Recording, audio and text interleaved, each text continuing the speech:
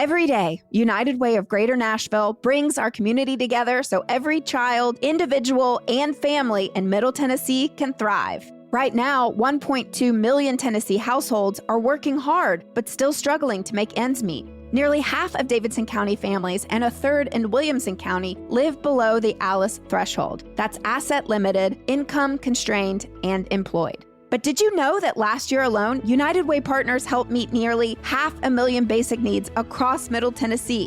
That means thousands of Davidson County students started school with supplies this fall. And kids in Williamson County get free books each month, all thanks to the United Way and its supporters. Your workplace can be a part of supporting the United Way's vital work today, because when employees give together, morale grows, businesses thrive, and Greater Nashville becomes stronger. Learn how your workplace can help at unitedwaygreaternashville.org/workplace-campaigns. Together, we're lifting up Middle Tennessee, meeting needs today and building stronger communities for tomorrow. You're getting married, not managing an event team. At Simply Eloped, your dedicated planner takes care of every single detail so you don't have to. They have helped over 14,000 couples say I do across 37 epic U.S. locations, with all-inclusive packages and top-tier vendors. From snowy mountaintops to sandy beaches at sunset, every wedding is customized, no two are alike. Start your big day at simplyeloped.com.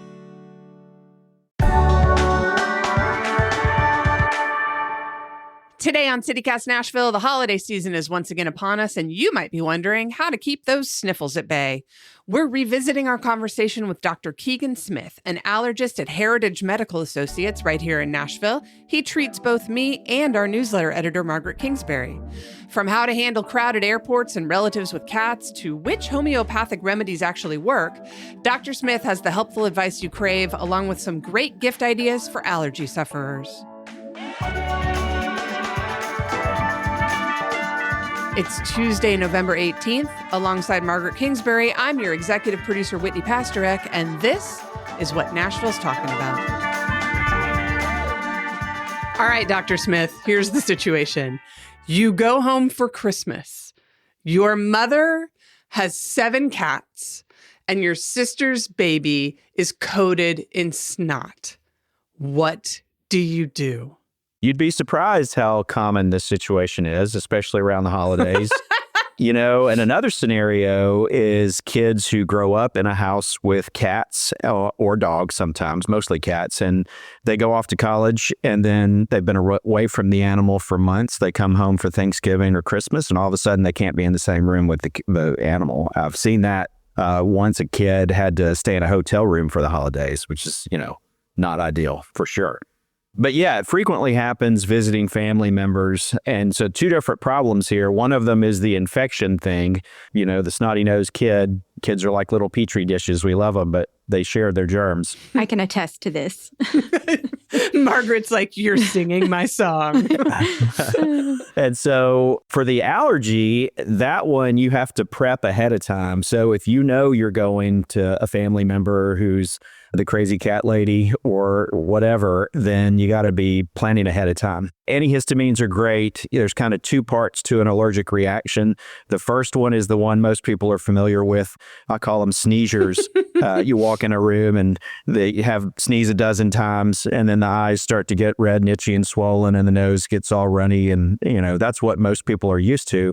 Antihistamines are great at targeting that. My favorite personal antihistamine is Zyrtec. I think it's really potent. You can get the generic at lots of stores, big box stores. You can get like 400 pills for $15. And it tends to be quite safe as a medicine. You can actually take extra ones. So starting Zyrtec ahead of time is a great idea. And then nasal sprays are very good. I like Flonase Sensimist personally. I think that one doesn't have the funny smell or taste. That's the blue one, right? That's the teal and white one. It's a mist, so most of it doesn't run down your throat like the water gun version. Now, if you have asthma, that's a different situation. Cat asthma is infamous. You know, there's these dark age tales of kids being around a cat and the cat sucking the air out of the kid's chest. You may have seen a Stephen King version of this. Well, That's because they thought cats were evil, but it turns out the kid just had asthma and is allergic to the cat. Cats may also be evil. It's Just gonna possible. float that. It's possible. So their allergen is actually most concentrated in their tears and their saliva. A lot of people think it's the fur, but they transfer it to their fur, of course, when they're grooming or when they rub their eyes, and then it aerosolizes from there. And the protein that we're allergic to in cats is actually very small. It's about 7 microns in size, which is the perfect size to get deep into our airways. So that's where you use your inhalers. You make sure your medicine's on board and hope for the best. This is so interesting because my mom has cats and I have asthma. As you know, I have asthma, and I didn't realize that could be so much worse. Yeah. Asthma. It's tough. Chasma? Can we call it chasma? Chasma. That's good. I like that. Yeah. If your family member is a team player, sometimes they can get a HEPA filter. HEPA filters that are little plug-in units, make great Christmas present. About $100 at home supply stores. And you plug one of those in and it pulls the cat allergen as well as other allergens out of the air. And that can make a big difference. If you know you're going to be staying in a room where the cats kind of have free range, it'd be great if your family member or friend can run a HEPA filter in that room for about a week before you get there. That's great advice. We have them in our house and my parents' house too to help out with that. I'm going to ask specifically about my kid because I know your wife is also a pediatrician. Am I correct on that? That's correct. Yes. The better Dr. Smith. Yeah. Wise. That's a wise thing to say. So my child is bringing home a different respiratory virus, I would say on average twice a month. It has been just a lot. Is there a way to keep it from spreading to everyone in the house? It's tough. There are certainly the tried and proven things like hand washing and do your best not to touch your face. Of course, when it's our kids, we want to love on them. We want to kiss them. And that's just part of life. You're going to catch things. Kids go through this cycle for their immune system where as they grow, they start to encounter all these viruses. This is why kids who go to daycare early in life get so sickly and all the ear infections and all of those things. And then by the time they're ready for kindergarten, they're ready to go. They're doing great. Immune system strong. Kids who are not exposed to that early in life, maybe they have a nanny or stay-at-home parent, they get it when they go to kindergarten. So you're going to get it sooner or later. And I think that once their immune system matures, they've seen enough of those infections, usually those infections drop off a lot. But parents are susceptible for sure. We have vaccines for some of them. If you're an older folk, like a grandparent, over 60 with asthma, there's actually an RSV vaccine now that's very helpful. Ooh. That can reduce the risk in those folks. It's not indicated if you're under that age, but hand washing and trying not to touch your face as much as possible. That's about the gist of it for avoiding viruses. That's great to know, but it's not enough because currently I'm threatening to wrap Margaret in saran wrap so that she is able to come in and write our newsletter because she's so good, but her child keeps sneezing on her. She will literally cough in my face. Yeah. Of course. And she's cute. She's cute. She is cute.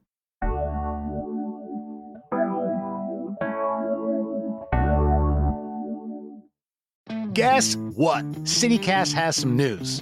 I'm Sean McPherson, the host of CityCast Twin Cities. And I'm Jane Sihu, and I'm the host of CityCast Seattle. Hey, if you have a friend in one of our cities, can you text them for us? Yeah, something, simple like, hey, how's that rash doing? And do you listen to podcasts? Because I have one you're definitely going to like. After that, tell them that CityCast has helped you become more informed, more involved, and more connected to your amazing city. We're going to help that person you know in Seattle who's been trying to make friends. And we're also going to do that for that guy you only kind of knew in college who moved back to the Twin Cities after graduation. Don't we all have that guy? Yeah, and usually that guy is named Todd. So did you text them yet? Jane, let's just wait a minute. We don't want to rush anybody. We'll do a little small talk. How's everything going in Seattle? Beautiful, beautiful. Fall leaves popping. How about Twin Cities? Today, beautiful and sunshiny in St. Paul. Okay, Jane, I bet they are done texting by now, and I just want to remind them, hey, you, please tell that friend to subscribe to CityCast Twin Cities or Seattle, wherever you get your podcasts. Or if you don't want to text them and you're really just on Instagram sending them DMs all the time with like funny videos, send them a DM of our latest videos. You can find us at CityCast Twin Cities or CityCast Seattle on Instagram. Thanks. All right, let's talk about the next nightmare scenario for the holidays. You're traveling. Everybody, if they're traveling, is going to be around a lot of people, unless you're one of those lucky people who can just hermetically seal yourself in a car and go. But let's say you're not one of those lucky people. You've got to go to the airport and there's thousands of people. It's packed. There's nowhere to sit. Everyone's coughing up a storm.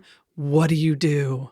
I can tell you what I do in airports. I am very careful about what I touch. And maybe I'm a germaphobe because of this, but when I walk into the airport, I just assume every single thing is covered in viruses.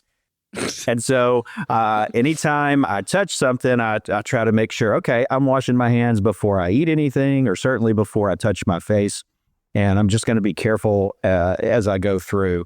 Same thing for airplanes. You know, I'm not a person who carries sterile wipes and wipes down the seat, that sort of thing.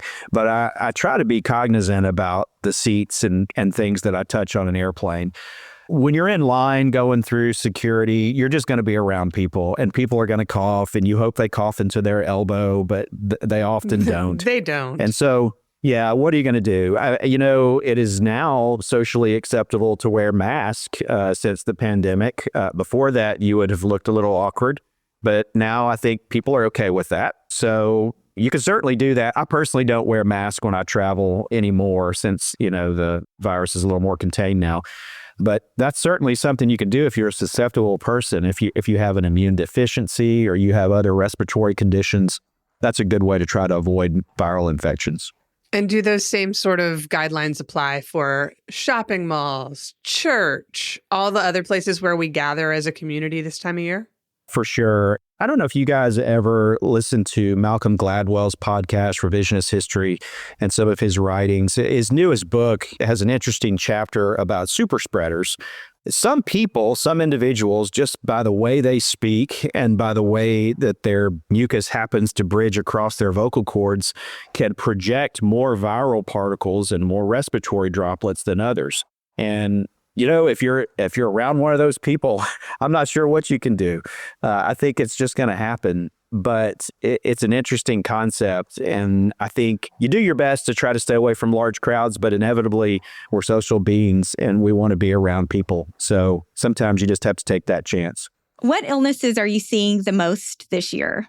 So my wife is kind of the canary in the coal mine for this as a pediatrician. And anytime flu starts before a holiday, it tends to spread more, right? Because everybody travels to their family members and spreads it around.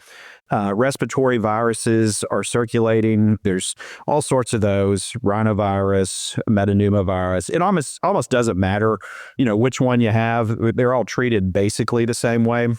We went through 2 rounds of the walking pneumonia, and then we also had rhinovirus. So we experienced both of those. And I'll add with the walking pneumonia, I initially got one antibiotic that actually didn't affect it at all. So that's something to keep in mind too with some of these viruses. Yeah. That particular bacteria requires a kind of a specific antibiotic that's sometimes it's thrown around as a Z-Pack. Sometimes that's thrown around unnecessarily, but in that particular situation, it's the one to use. It's the one that works the best. Is there any way for people to advocate for themselves in clinical situations? I mean, how would someone know if they had been given the right or wrong antibiotic? I think, making sure you have a good primary care doctor is important. Someone you trust, someone you establish a relationship with, and someone who communicates well. And then I think you just be honest with your physician. You tell them how long you've had symptoms. Generally speaking, doctors, if you've had a cold for 4 or 5 days, most of the time we're going to assume it's a viral infection, and we're going to treat that symptomatically. We're going to say, use some Afrin nose spray for a few days, use some saline rinse, take some Tylenol or Motrin, stay hydrated, and you recover. If those kind of symptoms go longer than 10 days or so, then that sometimes indicates you have a sinus infection, which is bacterial, and those are the ones we often will treat with antibiotics if necessary. I think you just be honest with your doctor and their staff. You tell them your symptoms, you tell them what's going on, and usually people will respond. All right, let's say that people are medicine averse or for whatever reason they're not able to access a doctor. What about some of these home remedies, homeopathic remedies? What about vitamins, essential oils, things like Airborne or Coldies? Does that stuff work? Some of it, there's not a lot of data for most of it. There is data that honey, good old-fashioned honey, is effective as a cough suppressant, almost as effective, as a matter of fact, as Robitussin and some of the other prescription or non-prescription medicated cough suppressants. So good old-fashioned honey is pretty good. For most viral infections, they're going to get better on their own anyway. And so you can surf through. There's actually a nasal spray that I like to use that is a mixture. I don't know if you know when you eat hot, spicy foods, it kind of opens up your sinuses, right? Well, that's because capsaicin is a decongestant. It's a natural decongestant. There's a nasal spray with a funny name called Sinus Plumber on Amazon. It has a mixture of capsaicin, horseradish, and wintergreen in just the right amounts. Yeah, it sounds awful, right? But it actually does not fry your nose. It burns a little bit, but it gets you that sense of eating hot, spicy food without burning your mouth and your throat. That's a good decongestant. It's natural. You could use it as often as you want. You don't get hooked on it like you would Afrin. And it doesn't affect your blood pressure like decongestants like Sudafed would. I'm just shooting sriracha straight up there. Yeah, that would probably work too. I wouldn't recommend it though. Do things like chicken soup help, like eating hot soups and things? I mean, it makes you feel good, right? Yeah. And so you're treating symptoms. And if you feel bad, certainly you need energy. If you have a fever, you certainly need to hydrate. So sure, chicken soup feels good. And if that makes you feel good, I think that's great.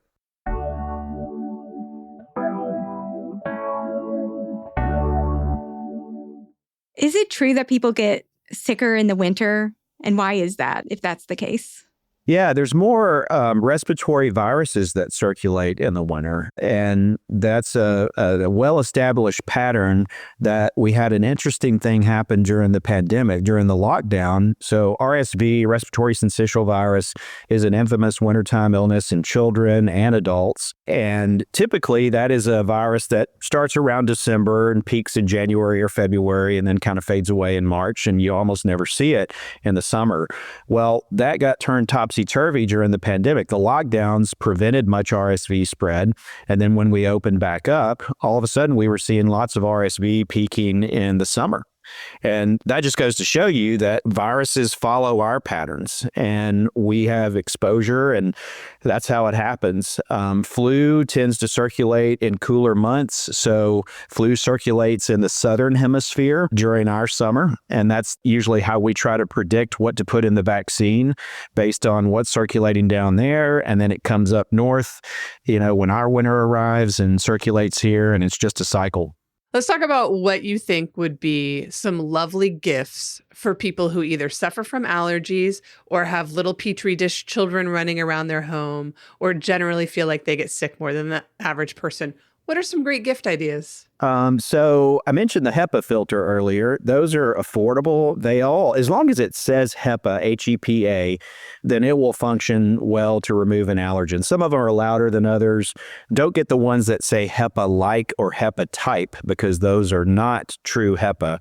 But if you get a true HEPA filter, that's going to help you with a lot of allergens in the home. Aside from that, the little portable hand gel stuff, I used to get this for my wife when our kids were very young because they were very sickly and she had the diaper bag or carried them in her purse. And, I'd go to Bed Bath & Beyond and get the little fragrance ones that smell really good. Those are great stocking stuffers for folks. As far as allergy, if you really want to dive in, you could get dust mite covers for people's bedding. Ooh, yeah, those are clutch. Yeah, the nicer ones feel like cotton. The cheaper ones feel like plastic. Nobody wants to sleep on plastic. So spend a little bit extra and get the cottony version, and those will do a good job. Yeah. I also think a humidifier makes a huge difference for me. I have a big one downstairs that I run 24/7, and then I have a little one that I keep by my bed that I just turn on while I'm asleep, and that makes a huge difference in my quality of life. Sure. Cool mist humidifiers are great. The air gets very dry in the winter when the temperature drops so much like it is right now. Our heat runs. If you have gas heat, that takes a lot of moisture out of the air. So cool mist humidifiers are great for the nose. What about for kids? Margaret, is there anything that you think Marion would like? If they made air purifiers that looked like cats, that would be great. It looked like a cat. The irony there is great, isn't it? Yeah. So actually, I think that would be very marketable. Yes, we would 100% buy that. No one steal Margaret's idea. You're all under a non-disclosure, non-compete. I will say the tissues with lotion She will only use the tissues with lotion. So if somebody gave me a box of tissues with lotion in it, the little hand sanitizers. You would feel loved? Yeah, I would actually I would be charmed. I would be like, you know me. You know me really well. I appreciate that. I like the Nail Med nasal spray, the nasal gels. Nasal gel is very good when you have a very dry nose in the winter. There's a spray version and a squeeze tip version, but yeah, those are popular. All right, Margaret, I think you've got one last question for Dr. Smith, and then we'll let him get back to saving lives. Yes, I've had a couple questions from followers about this. So if you can't afford to go to the doctor or you don't have health insurance, what advice do you give? Is there any local clinics that can work with you? There are many great resources around Nashville. Shalom Clinic is a very popular one for this, for care for people who can't afford. Other doctors have no insurance. Vandy used to have the Shade Tree Clinic. I'm not sure if they still do. I used to go down there some. The Shade Tree Clinic is open. I double checked, and it is great. Open and functional. Yeah. And then Faith Family Medical Clinic is another one. Some hospitals have indigent care and other clinics that folks can go through. So I think there's sources. And most doctors, if you have a doctor with established relationship, and let's say you lose your insurance or something, most of the doctors I know would work with you and, see you and give you samples of medicine if we have them. We try to get samples from the pharmaceutical companies. At least in my clinic, we have a lot of asthma inhalers that we try to keep for that. So there should be a way to find care for sure. Well, Dr. Smith, we can't thank you enough. I know I personally have benefited from the stock of inhalers that you keep. Your office has also given me coupons so that I could afford things that I need in the past. Generally, I can't thank you and really everybody at Heritage Medical Associates enough for keeping me and apparently Margaret alive for another year. And you're going to see my daughter later this month Awesome. for the first time. You're going to get a new patient. That's the fun thing about being an allergist. It's often we see lots of family. I have 4 generations in one family that I see. And that's exciting, a lot of fun. Well, y'all are awesome. Thank you so much. Sure thing.